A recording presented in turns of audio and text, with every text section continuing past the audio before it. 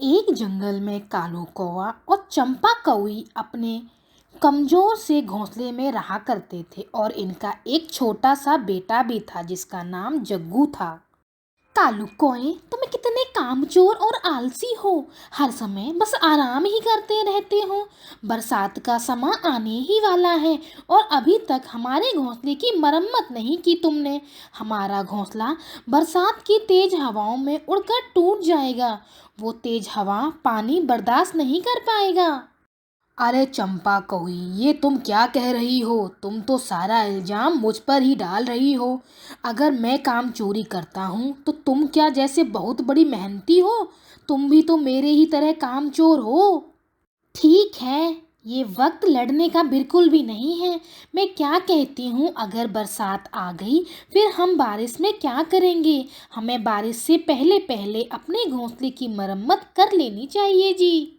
हाँ हाँ चंपा कवि, तुम बिल्कुल ठीक कह रही हो। तुम बिल्कुल भी चिंता मत करो, मैं कुछ करता हूँ। शायद किसी दूसरे पंछी का घोंसला मिल जाए और हम उसमें बरसात का मौसम गुजार सकें। वहीं कालू कौवा दूसरे पक्षियों के घोंसले की तलाश में निकल जाता है और वह काफ़ी देर तक इधर उधर घोंसला ढूंढ रहा होता है, मगर कालू कौवे को कोई भी घोंसला नहीं मिलता। वह बहुत थक जाता है और थककर एक पेड़ पर बैठ जाता है। अरे रे, अब मैं क्या करूं? किसी भी पक्षी का खाली घोंसला दिख ही नहीं रहा। अब मेरी बीबी चंपा और मेरा बेटा जग्गू बरसात के मौसम में कहाँ रहेंगे? एक काम करता हूँ, थोड़ा और आगे जाकर देखता हूँ, शायद कोई घोंसला मुझे खाली मिल जाए वहाँ पर। फिर कालू कौवा घोंसला ढूंढने के लिए थोड़ी और दूर निकल जाता है। दूसरी तरफ चूचू चिड़िया भी बहुत ज़्यादा चिंतित होती है, क्योंकि चूचू चिड़िया की छतरी हवा के कारण इधर उधर उड़ गई होती है। अब मैं क्या करूं? इतनी मुश्किल से मैंने वो छाता ढूंढा था। अब मेरे पास कोई दूसरा छाता भी नहीं है। अब मैं बरसात के दिनों में कैसे गुजारा करूंगी? मुझे अब बहुत डर लग रहा है। मुझे जल्द ही कोई दूसरा छाता ढूंढना होगा। मेरे तो बच्चे भी बहुत छोटे हैं अभी। वे बरसात में बीमार पड़ जाएंगे। और फिर चूचू चिड़िया अपना छाता ढूंढने के लिए निकल जाती है। दूसरी तरफ कालू कौवा भी घोंसला ढूंढ ही रहा होता है कि उसे चूचू चिड़िया का वही छाता दिख जाता है। कालू कौवा उस छाते को देखकर उसके पास जाता है। वाह भाई वाह, मुझे ये छाता मिल गया है। घोंसला नहीं मिला तो क्या हुआ, इस छाते को पेड़ की टहनी के साथ लगा दूंगा। इस तरह हम बारिश में भीगने से बच जाएंगे। चलो इसे चंपा कौवी के पास ले जाता हूँ, वो इसे देखकर बहुत खुश हो जाएगी। और फिर कालू कौवा उस छाते को चंपा कौवी के पास ले जाता है। चंपा कौवी, ये देखो मुझे कितना बड़ा और प्यारा छाता मिला है। अब हम सब इस छाते की वजह से बरसात से बच सकते हैं। अरे वाह कालू कौवे जी, ये तो तुमने कमाल ही कर दिया। आप बहुत ही अच्छा छाता ढूंढ कर लाए हो। कालू कौवे, आप पहली बार तुमने कोई अच्छा काम किया है। मेरा दिल खुश हो गया इस छाते को देखकर। चलो मैं इस छाते को अपने घोंसले में लगा देती हूँ। दूसरी तरफ चूचू चिड़िया अपना छाता ढूंढ रही होती है। अब मैं क्या करूं? मुझे लग रहा है इस बार बारिश में मेरे दो मासूम बच्चे भीग कर बीमार ही हो जाएंगे। कहीं मुझे मेरा छाता मिल ही नहीं रहा, न जाने कहाँ उड़कर चला गया। मुझे तो बहुत ज़्यादा डर लग रहा है अब। चूचू चिड़िया ये सारी बातें सोच ही रही होती है कि चूचू चिड़िया को वहीं सामने एक सुंदर बड़ा सा शाही छाता पड़ा हुआ दिखता है। इतना सुंदर छाता, ये तो किसी राजा महाराजा का लगता है। अब तो मुझे छाता मिल ही गया। अब मैं इसे ले जाकर अपने घोंसले में लगा देती हूँ। और फिर चूचू चिड़िया उस छाते को उठाकर अपने घोंसले की तरफ चल देती है और अगले ही दिन काफ़ी तेज बारिश शुरू हो जाती है। हवाएं भी काफ़ी तेज चल रही होती हैं और अचानक से काफ़ी तेज बिजली कड़कने लगती है और वह बिजली कालू कोए के छाते पर गिर जाती है, जिसकी वजह से वो छाता टूटकर जमीन पर गिर जाता है। अब कालू कौवा और उसका पूरा परिवार बारिश में भीगने लगता है। अरे रे, इस नासपीटी बिजली को भी हमारे ही घोंसले पर गिरना था।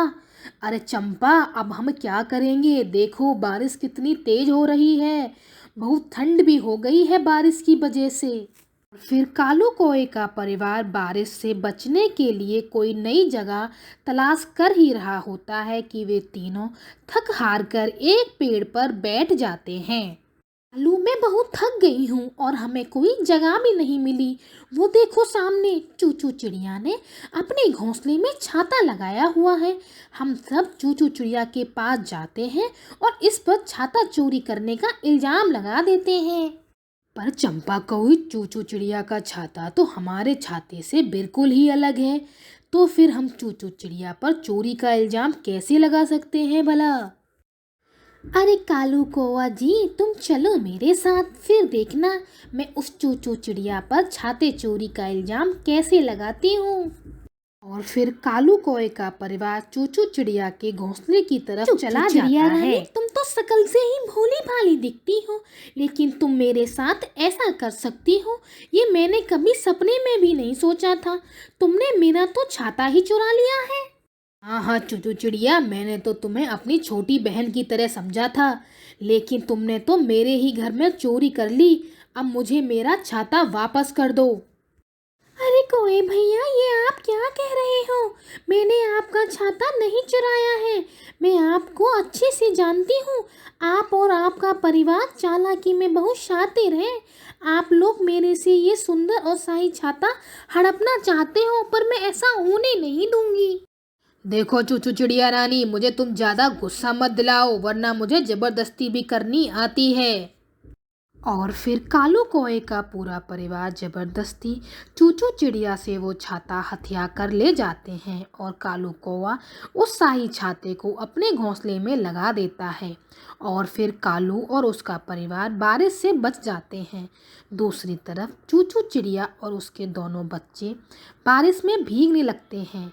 चूचू चिड़िया अपने दोनों छोटे बच्चों को बारिश से बचाने के लिए कोई जगह तलाश कर ही रही होती है कि चूचू चिड़िया को एक पेड़ दिखता है जो काफ़ी ज़्यादा खोखला होता है। चूचू चिड़िया अपने दोनों बच्चों के साथ उस पेड़ में रहने लगती है। ऊपर वाले का शुक्र है मुझे ये पेड़ मिल गया, नहीं वो उस जालिम कौए और उसकी बीवी चंपा कौई ने मेरे ऊपर चोरी का इल्ज़ाम लगा दिया था। वे दोनों मेरा शाही छाता हत्या कर ले गए। वो दोनों बहुत ही बुरे हैं।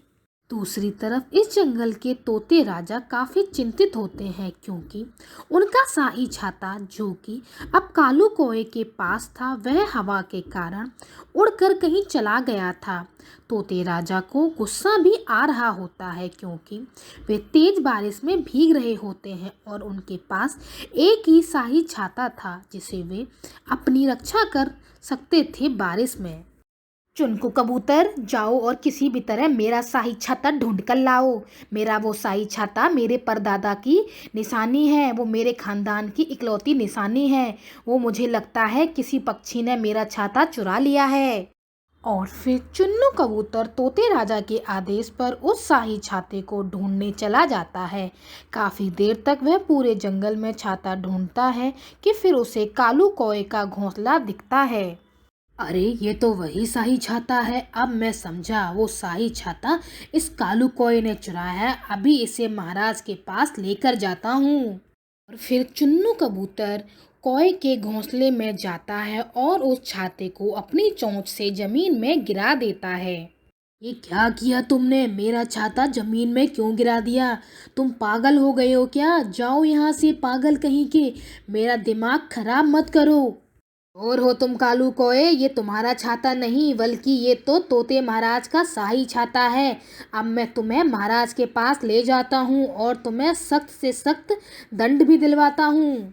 चुन्नू कबूतर कालू कौए के पूरे परिवार को तोते महाराज के पास ले जाता है। महाराज, ये है कालू कौवा जिसने आपका ये शाही छाता चुराया था। महाराज, इसको आप सख्त से सख्त दंड दीजिएगा। कालू कौए, तुम कितने बुरे काम करते हो।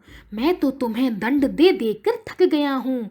तुम्हारी यही सजा है कि तुम इस बारिश में 3-4 दिन तक भूखे प्यासे अपने परिवार के साथ घूमते रहो। तभी इसे पता चलेगा कि चोरी करना कितना बड़ा अपराध है। और फिर कालू कौवा और उसका पूरा परिवार अपनी गलती के कारण इस तेज बारिश में भीगने लगते हैं। इस कहानी से हमें यह सीख मिलती है कि हमें कभी भी अपने स्वार्थ के लिए किसी और की चीज़ को हथियाना नहीं चाहिए। तो कैसी लगी आपको आज की हमारी ये कहानी, प्लीज़ हमें कमेंट बॉक्स में लिखकर ज़रूर बताइएगा।